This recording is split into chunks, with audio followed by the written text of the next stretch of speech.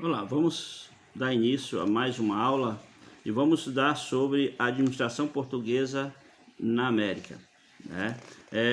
Vejam bem, Portugal de 1500 a 1530, eles não tinham interesse. Quando Cabral aporta na Baía de Todos os Santos e ele viu uma carta pelo Vasco Caminho dando notícia do achado. Naquele momento, o interesse de Portugal era o rico comércio de especiarias que tinham gerado muitos lucros.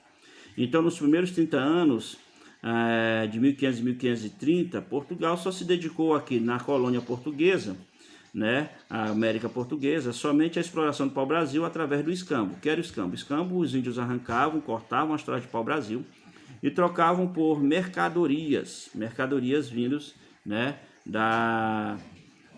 mercadorias vindas da Europa, que eram objetos de poucos valores, espelhos, pentes, né, armas, cachaça, né, e canivetes, essas coisas assim. Somente em 1531, Portugal decidiu ocupar essa região devido à queda, né, do comércio com a Índia e com a China, né, e também a concorrência de outras nações que ameaçavam dominar territórios na América, como França, Inglaterra e Holanda. Então, a partir de 1531, Portugal começa uma ocupação sistemática da América portuguesa, né? E dessa feita, essa ocupação começa com Martim Afonso de Souza, que a partir daí Portugal faz um empreendimento mercantil, né? Qual é o objetivo de Portugal? Portugal estava querendo encontrar novas fontes de lucros ou fontes de riqueza. Para isso, era também necessário garantir o domínio do território na América, né, diante das ameaças de ataques, como falei para vocês, dos holandeses e franceses. Assim, ele Portugal buscou promover uma ocupação atraindo colonos com a promessa de riqueza e títulos. Diante disso, o que ele vai fazer? Ele vai dividir as terras em 15 faixas de terras.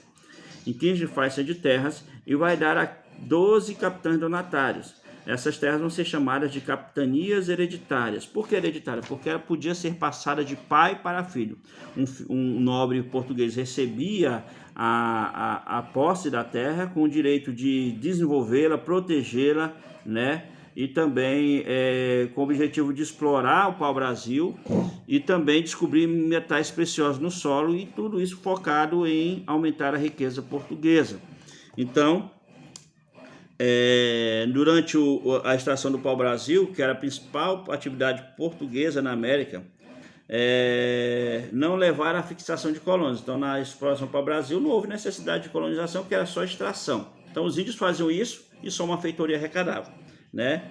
Então, esse tipo de exploração não precisava de formação de núcleos populacionais, a exploração do pau-brasil. Então, na década de 1530, a coroa portuguesa na América começa a produzir açúcar. E esse açúcar passa a ser uma nova fonte de lucro. Um artigo muito valorizado na Europa, e o seu comércio gerava grandes lucros. O açúcar chegou a ser ouro, certo? E o seu comércio gerava grandes lucros. O que mostrou a experiência dos portugueses na Ilha de Madeira. Então, o português já vinha desenvolvendo a atividade da produção de cana-de-açúcar nas Ilhas Madeiras, no Oceano Atlântico, tá? E nos Açores. E para implantar esse cultivo, o rei Dom João III decidiu usar um sistema que tivera sucesso naquelas ilhas, a divisão do território em grandes lotes de terras doados a fidalgos. Quem eram os fidalgos? Os fidalgos eram membros da sociedade. O fidalgo era membro da sociedade portuguesa que possuía título de nobreza, então era um fidalgo. Então ele vai doar aos fidalgos portugueses chamados de donatários, né, que eles passavam a ser donos arredatários, tá? Então, os donatários, o que eles podiam fazer? Eles podiam explorar economicamente as terras do novo continente com seus próprios recursos, desde que pagassem à coroa parte dos lucros obtidos. Assim, em 1534, Portugal dividiu a sua colônia americana em 15 faixas de terras chamadas capitanias hereditárias e foram doadas a 12 capitães donatários, certo? A relação entre o rei e os donatários e os colonos eram estabelecidas por carta de doação. Então, as relações entre os reis, os donatários e os colonos eram estabelecidas cartas de doações. O que? O donatário recebia uma carta dada pela coroa, dizendo que aquelas terras eram pertencentes a ele. Havia uma forma de arrendamento, ele era dono, né, possuidor daquelas terras.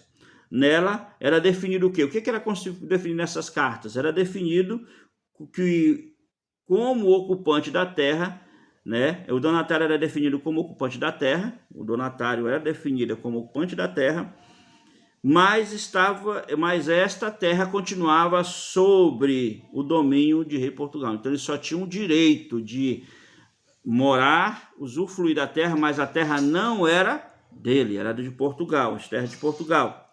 E de acordo com a carta de doação, o donatário deveria... O que o donatário deveria, de acordo com essa carta de doação? Colonizar a capitania, fundando vilas, policiar suas terras, protegendo os colonos contra ataques indígenas e estrangeiros. Terceiro ponto, fazer cumprir o monopólio real do pau-brasil. Então, o pau-brasil é a exclusividade da coroa portuguesa, tanto que para quem fosse comercializar o pau-brasil era necessário ter uma carta, uma autorização de Portugal, tá? Então, do comércio colonial. E no caso de serem encontrados metais preciosos, pagar 1/5 do seu valor à coroa, né? Outro documento era o chamado de foral. O que era esse documento? Então, havia a carta de doação, e havia o documento chamado foral. Esse documento estabelecia o quê? Os direitos e deveres entre a coroa e os donatários. As terras recebidas não podiam ser vendidas, pois pertenciam ao rei ao rei, né? Ao rei, tá? Daí chamar capitania...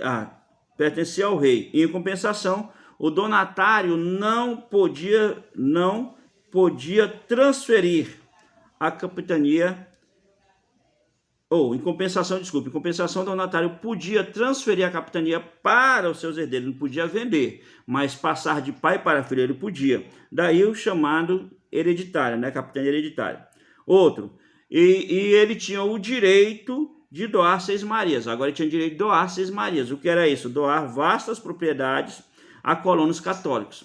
Então, veja bem, a terra, através do documento foral, a terra não podia ser vendida, porque pertencia à coroa, mas o donatário podia passar a terra para os seus descendentes, seus filhos, de forma de herança, né? Ele morria, o filho assumindo, e ele também podia fazer as 6 marias. O que é as 6 marias? Doação de vastas propriedades a colonos católicos, né? Sobre a dominação dele, né? Então, eles tinham que pagar a ele, tá? E tinham o direito dessas marias e utilizar indígenas. Ele podia usar a mão de obra indígena para o trabalho agrícola, montar engenhos, cobrar imposto e ainda exercer justiça sobre o seu domínio, tá? De todas as capitanias hereditárias, só 2 deram sucesso. Das 12 capitanias, das 15 capitanias, somente 2, que foi Pernambuco e São Vicente. As demais, devido às dificuldades, devido a ataques, e muitos fidalgos não vieram nem para o Brasil, para a América, assumir essas terras, né? Vamos ver, ó. De todas as capitanias, apenas 2 tornaram-se viáveis, que foi São Vicente, no sul, cujo donatário era Martim Afonso de Souza, e Pernambuco, no norte, pertencente a Duarte Coelho, né? Nesses locais, o que aconteceu nessas 2, né, São Vicente e Pernambuco? O cultivo de açúcar foi bastante lucrativo e permitiu a continuidade da colonização. Diversos fatores contribuíram para o insucesso das capitanias hereditárias. E o que foi? O que foi que impediu o sucesso das capitanias hereditárias? Primeiro, destacamos aqui, distância em relação à metrópole. A distância também contribuiu para isso.